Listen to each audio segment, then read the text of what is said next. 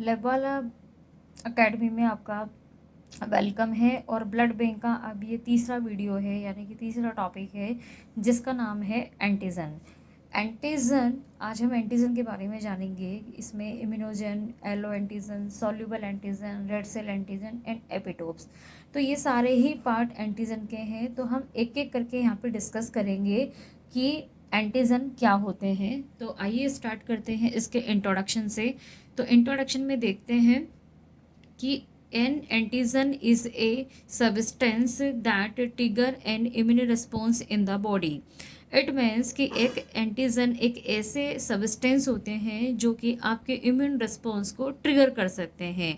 अब ये एंटीजन ऐसे सब्सटेंस है जो कि आगे जाके हम आपको बताएंगे कि देखिए एंटीजन का मान के चलें तो आपकी बॉडी में जाने वाले ऐसे थिंग्स जो कि आपके इम्यून सिस्टम को प्रभावित कर दें, वहाँ पे एंटीबॉडीज़ का प्रोडक्शन कर दें। जैसे कि मान लीजिए कोई एलर्जन फॉर्म में हो गए, या फिर कोई परागण हो गए, या फिर कोई डस्ट हो गई, या कोई बैक्टीरिया, वायरस, पैरासाइट, फंगस। ये तो माइक्रोबियल हो गए, बायोलॉजिकल भी होते हैं, नॉन बायोलॉजिकल भी होते हैं। बट अगर वो ऐसे सब्सटेंस हो लेकिन कि आपके इम्यून सिस्टम को वो ट्रिगर कर दें और आपकी बॉडी के अंदर आपको ये फील हो जाए कि नहीं, आपकी बॉडी के अंदर कोई फॉरेन सब्सटेंस गया है जिसकी वजह से आपको दिक्कत हो रही है। तो एंटीजन का मतलब यहाँ पर सिर्फ इतना है कि ऐसे पदार्थ जो कि आपके, या ऐसे सब्सटेंस जो कि आपके बॉडी के इम्यून सिस्टम को ट्रिगर कर देते हैं। Antigen can be anything from toxin and bacteria to virus, chemical और सब्सटेंस लाइक पोलन। देखिए आगे यहाँ पे बता रखा है कि बैक्टीरिया भी हो सकते हैं, वायरस भी हो सकते हैं, केमिकल भी हो सकते हैं, और कुछ पोलन यानी परागण भी हो सकते हैं इसके प्लांट्स के। दे आर टिपिकली प्रोटीन और sugars, polysaccharide found to the surface of cell, virus and other parasite. कहने का मतलब ये है कि जो कि बैक्टीरिया होते हैं, जैसे ये बैक्टीरिया की सेल होती है, या कोई वायरस होते हैं, तो उन सब के ऊपर ये जो एंटीजन होते हैं वो प्रोटीन के बने होते हैं, पॉलीसेकेराइड्स के बने होते हैं।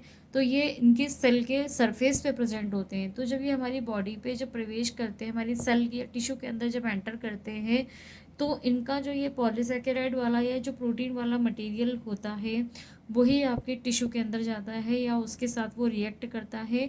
तो कहने का मतलब है कि जो एंटीजन होते हैं, जैसे ये वायरस है, ये आपकी बैक्टीरिया है, तो इनकी सरफेस पे ये एंटीजन पॉलीसेकेराइड्स के बने हुए होते हैं, जो कि एक टाइप का एंटीजन भी एक टाइप का टॉक्सिन ही होता है, जिसकी वजह से हमें बीमारियां या हमें इन्फेक्शंस लगते हैं। इम्यूनोजन।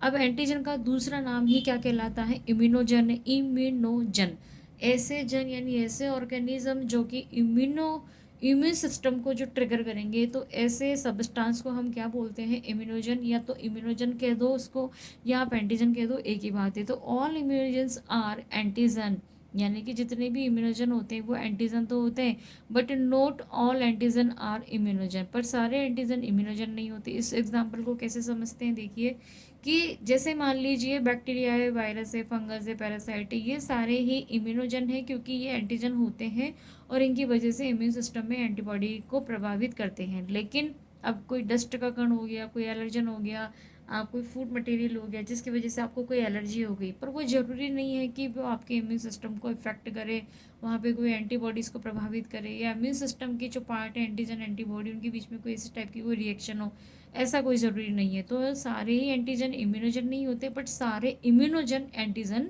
होते हैं, ये श्योर है। An immunogen is any agent capable of inducing an immune response and is therefore immunogenic. It is any agent capable of binding specifically to components of the immune system such as a B cell receptor and lymphocyte and soluble antibodies. देखिए serum हमारे part के अंदर, जो हमारा body का जो blood का part होता है सीरम, वहाँ पर आपके सोल्यूबल एंटीबॉडीज़ प्रेजेंट होती हैं, आईजीजी, आईजीएम वगैरह, ये सारे प्रेजेंट होते हैं। और एंटीबॉडीज़ ही आगे जाके एंटीजन के साथ रिएक्शन करती है, कॉम्प्लेक्स बनाती है, इन सब के अंदर अपना एंटीबॉडी के अंदर पैराटोप होता है, एंटीजन के अंदर एपिटोप होता है, वो भी हम आगे समझेंगे।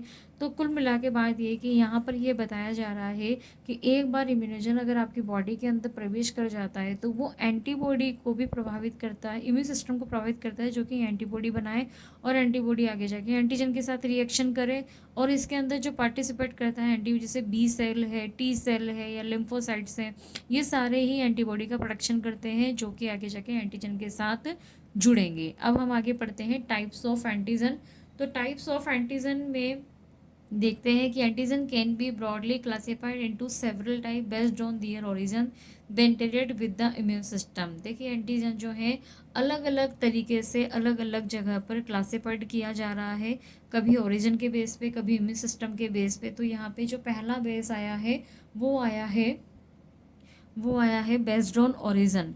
तो इसमें बेस्ड ऑन ओरिजिन तो देखते हैं कि एक्सोजीनस एंटीजन क्या होते हैं, ऐसे एंटीजन जो कि बॉडी से बाहर की साइड से एनवायरनमेंट से हमारी बॉडी के अंदर प्रवेश करते हैं, जिसके अंदर basically bacteria and virus and pollen या टॉक्सिन्स माने जाते हैं। एक्सोजीनस मतलब कि एक्सटर्नल जगह से आए हैं वो एंटीजन। तो एक्सटर्नल अगर एनवायरनमेंट से कोई एंटीजन अगर आपकी बॉडी के अंदर प्रवेश कर रहा है तो वो एक्सोजीनस एंटीजन कहलाएगा।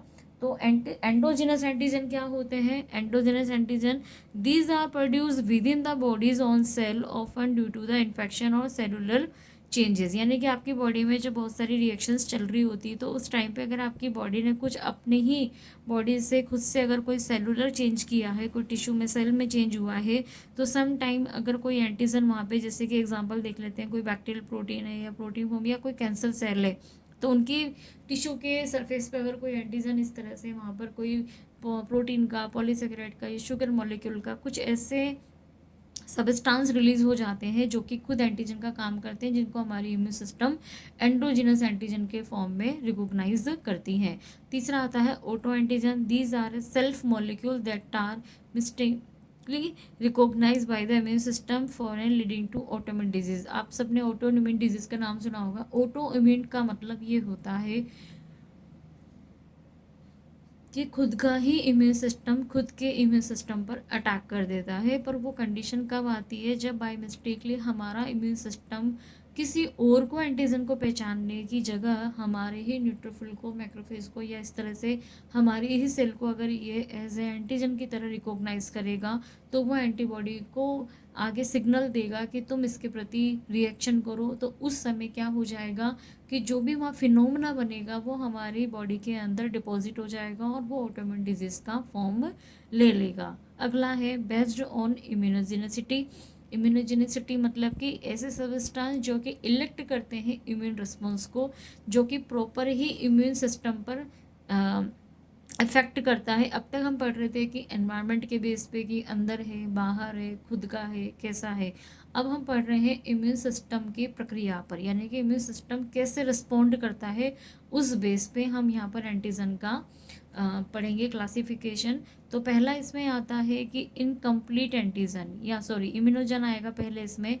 तो हमने इम्यूनोजन को पहले भी डिस्कस किया है कि all are immunogen are antigen but all are antigen not immunogen.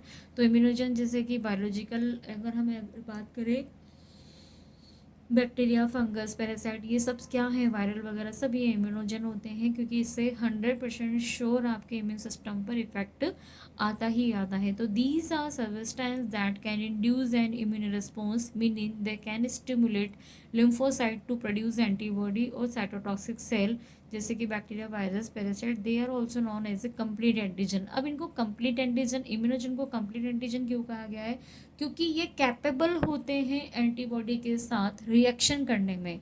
इनको किसी और दूसरे किसी मॉलिक्यूल की आवश्यकता नहीं पड़ती है अपनी पहचान को रिकॉग्नाइज करवाने में आपके इम्यून सिस्टम से। तो आपका इम्यून सिस्टम जब ये बाहर से बैक्टीरिया, वायरस या कुछ भी आपकी बॉडी के अंदर प्रवेश करेंगे तो वहाँ पर एंटीबॉडी 100% वहाँ पर रिएक्ट के फॉर्म में आ ही जाएगी। तो इनका जो साइज़ या शेप या इनका जो वेट होता है वो इस तरह से डिज़ाइन होता है कि आपका इम्यून सिस्टम फटाक से यहाँ पर वो होता है, इफ़ेक्ट हो जाता है। ठीक है, अगला है इनकम्प्लीट एंटीजन। यहाँ पर ये बताया गया है कि इनकम्प्लीट एंटीजन का दूसरा नाम भी हम जानते हैं हैप्टेन के नाम से। मैंने यहाँ डायग्राम में भी शो कर रखा है, तो हम डायग्राम से देखते हैं पहले। देखिए ये जो हैप्टेन होते हैं ना, ये बहुत छोटे और स्मॉल मॉलिक्यूल होते हैं। ये क्या हैं, बहुत छोटे और स्मॉल मॉलिक्यूल है, पर ये है तो एंटीजन।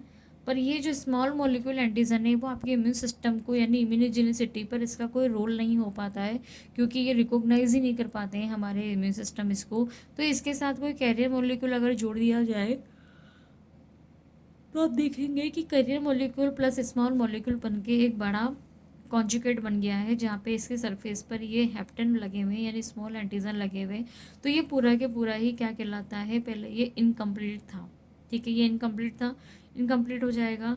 यहाँ पे नो इम्यून रिस्पॉन्स होगा, यानी कि जब अकेला हैप्टेन मॉलिक्यूल था तब तो यहाँ कोई इम्यून रिस्पॉन्स नहीं हुआ, बट इसके साथ अगर कोई कैरियर मॉलिक्यूल अगर जोड़ दिया जाएगा तो फिर इम्यून इंड्यूस हो जाएगा, प्रभावित हो जाएगा आपका इम्यून रिस्पॉन्स।